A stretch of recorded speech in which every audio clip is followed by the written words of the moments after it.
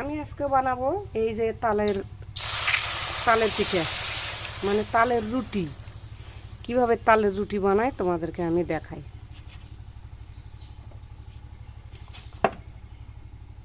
আমি এই যে তালের রসগুলো দিয়ে দিলাম, একটু পানি দিলাম কেন লাগে যেন না যায় এই জন্যে। আমি নুন দিয়ে দিলাম, এই যে নুন, আর কিছু দেবো না, মিষ্টি জাতীয় জিনিস দেবো না। রুটি বানাবো আমি, তালের রুটি। আমার তালের রসটা বলক এসে গেছে, আমি এখন রুটি দিয়ে দেবো, মানে ময়দা দিয়ে দেবো এর মধ্যে। এই যে গরম হয়ে গেছে, আমি এখন ময়দা দিয়ে দেব। এই যে আমি ময়দা দিয়ে দিচ্ছি। চাউলের আটা দিয়েও করতে পারবেন, আটা দিয়েও করতে পারবেন, সুজির ময়দা দিয়েও করতে পারবেন, যে কোনো দিয়ে রুটি বানাইতে পারবেন। এগুলো রুটি অনেক মজা লাগে। যেরকম রুটি বানাই কাওয়া করে, এরকম করে আমরা কাওয়া বলি, কাওয়া করে বানাচ্ছি। এই ফাঁকে সেদ্ধ হয় না কাটাটা, একটু আমি ঢাকনাতে ঢেকে দিচ্ছি। আর আমি এই যে বাটনার শিল নিছি, আমি ভর্তা বানাবো, বাদাম ভর্তা বানাবো। এই যে মরিচ দিছি, আমি একটু লবণ দিচ্ছি। আমি মরিচগুলো ডলে নেব এই যে শিল দিয়ে।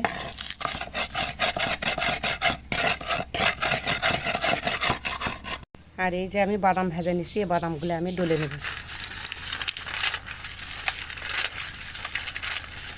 এর ময়লাগুলো বের করে ফেলে দিব। আমার বাদামগুলো হয়ে গেছে পরিষ্কার করা, এই যে দিচ্ছি। একটু আমি কড়া করে ভাজিছি, মানে পান্তা ভাত দেখাবো। পান্তা ভাত দিয়ে খাইলে অনেক মজা লাগে। তোমরা কে কে পান্তা ভাত দিয়ে খাও কমেন্ট করে জানাবা।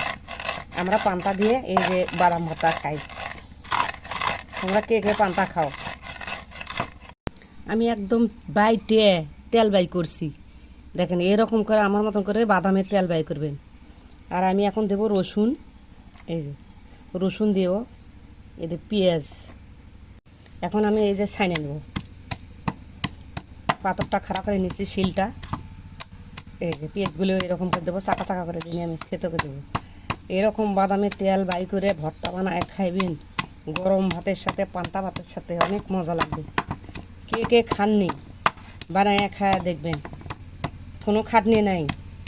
এরকম ভর্তা ভাত হইলে পরে পানি দিয়ে লবণ দিয়ে মশা করে মাখিয়ে থাল পর্যন্ত চাটা খাবেন, হাতের কবজি পর্যন্ত চাটা খাবেন, এত মজা লাগবে।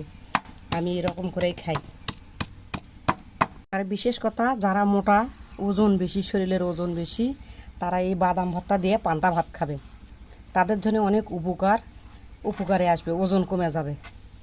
ঠিক আছে, এভাবে খাওয়া দেখবেন পান্তা ভাত আর বাদাম ভর্তা। এই যে আমার